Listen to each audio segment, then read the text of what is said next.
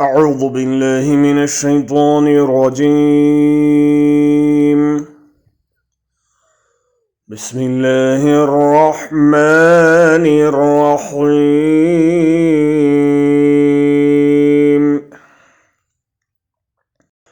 يا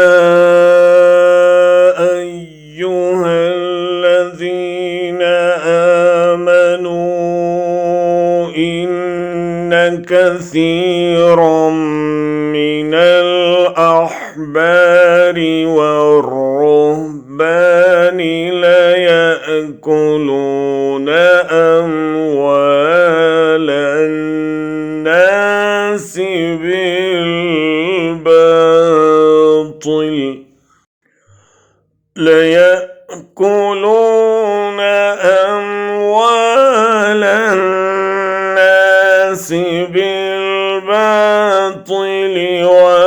ويصدون عن سبيل الله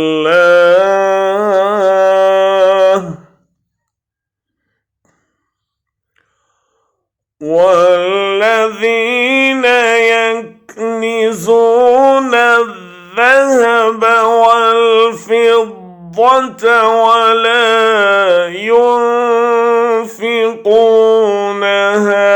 في سبيل الله فبشرهم بعذاب أليم।